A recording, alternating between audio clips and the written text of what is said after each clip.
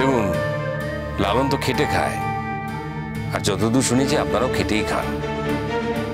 আপনার তো সামান্য রোজগার, আপনি তেজ্যপুত্র করার কথা কি করে বলছেন আমি ঠিক বুঝতে পারছি না। দেখুন, কিছু মনে করবেন না, আমি একটা কথা বলতে বাধ্য হচ্ছি। আমরা চিরকাল কিন্তু বস্তিতে ছিলাম না, আমাদেরও নিজেদের বাড়ি ছিল। লালনের বাবার বুদ্ধির দোষে আজ আমাদের নিজেদের বাড়ি ছেড়ে সেই বস্তিতে দাঁড়াতে হয়েছে।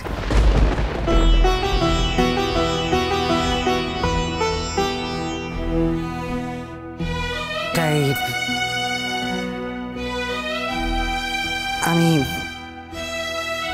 কথাও বলতে বাধ্য হচ্ছি যে ফুলঝুরির মতন মেয়েকে বউ করে বাড়িতে নিয়ে যাওয়ার মতন পরিবারও কিন্তু আমরা নই।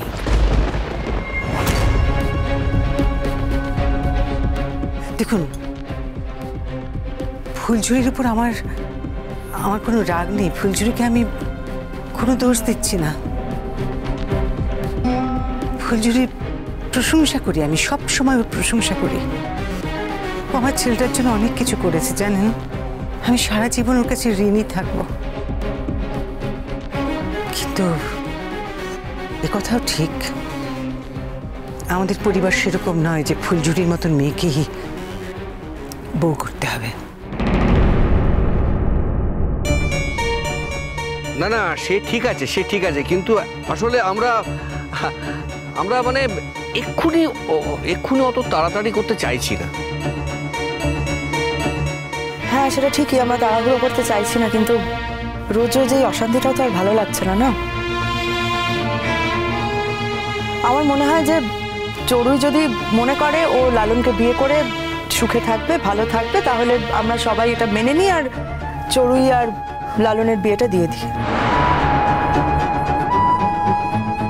শোনো মা, বাবা যদি নিজের ইচ্ছে আমার বিয়ে দিতে না চায় তাহলে বাধ্য হয়ে আমাকে নিজে বিয়েটা অন্যভাবে করতে হবে। কিন্তু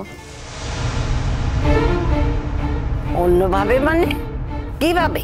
একটা মেয়ে বাবার সাপোর্ট না পেলে যেভাবে বিয়ে করে সেভাবেই। এত উত্তেজিত হোস না, নিজের বিয়ে নিয়ে এত কথা বলতেও নেই। আরে আমরা বড়রা আছি তো, আমরা কি তোর খারাপ চাই? তোমরা যে সবার ভালো চাও এরকম কোনো প্রমাণ আমি আজ পর্যন্ত পাইনি জেঠু। তা না হলে বলো না, আজকে আমার জন্য এই বাড়িতে সম্বন্ধ এসেছে, তার মধ্যে তোমরা ওই বাসন মাজুনিকে নিয়ে কেন কথা বলতে যাবে বলো? দেখেছো বাবা, দেখেছো ওকে বলছে বাসন মাজুনি। তুই একদম কিন্তু ফুলঝুরিকে বাসন মাজুনি বলবি না, আমি তোকে বলে দিচ্ছি।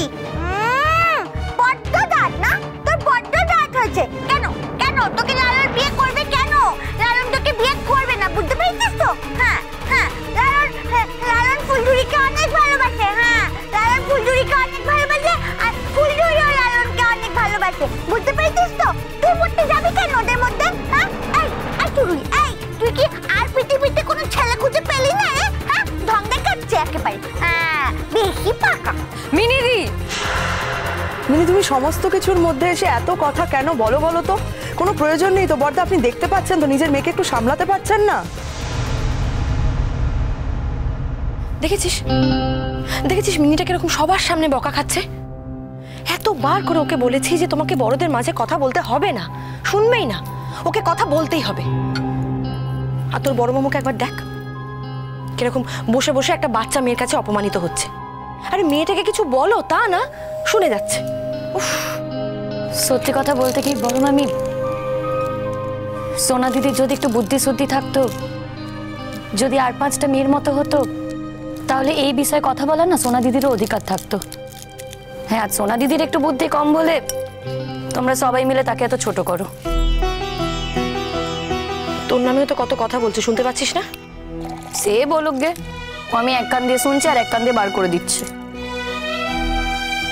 তুই এত মনের জোর কোথা থেকে পাস রে ফুলঝুরি? হ্যাঁ, কোথা থেকে আবার? ভালোবাসা থেকে। আমি যে লালনকে খুব ভালোবাসি বড় মামি। তাতে কি লাভ বলতো? ভালোবাসার মানুষটাকে তো তুই ছেড়েই দিচ্ছিস। কে বলেছে ছেড়ে দিচ্ছি? তুমি দেখছি কিছুই জানো না। মানে? বলবো বলবো, পরে সব বলবো, তোমাকেই বলবো। আমি বুঝতে পারছি না ফুলঝুরি, কি করতে চলেছিস বলতো? দেখ আমার কোনো বিপদে পড়বি না তো? আরে বলছি তো তোমাকে সব বলবো, আগে চলো এগুলো দিয়ে দিই, পরে বলবো বলবো বলবো, চুপ চুপ। বড় জেঠুর সঙ্গে কিভাবে কথা বলতে হয় সেটা ভুলে গেছো? আর তুমি যদি এটাই জানো যে তোমার মিনি দিদি কোনো কথা চেপে রাখতে পারে না, তাহলে ওর কথা রিয়াক্ট করছো কেন? রিয়াক্ট করে লাভটা কি হচ্ছে? আচ্ছা বাবা, আমারও তো একটা মান সম্মান আছে বলো। আমার শ্বশুর বাড়ির লোকজনদের সামনে ও আমাকে যা খুশি তাই বলবে আর আমি মেনে নেবো, সেটা তো হতে পারে না।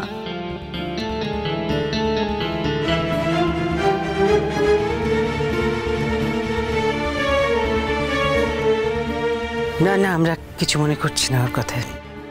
তুমি বসো চুরি। এই চুরি, চুরি একদিন এসো না আমাদের বাড়িতে। হ্যাঁ, সে তো কবে গিয়েছিল, তারপর তো রেলি না, একদিন এসো না। যাবো গো, আসলে একটু ব্যস্ত ছিলাম দাদা ভাইয়ের বিয়ে নিয়ে, এর মধ্যে একদিন নিশ্চয়ই যাবো। আমি আসলে জানতে চাইছিলাম যে তাহলে আপনারা মানে আপনারা কি সোনা দিদি, বলছেন?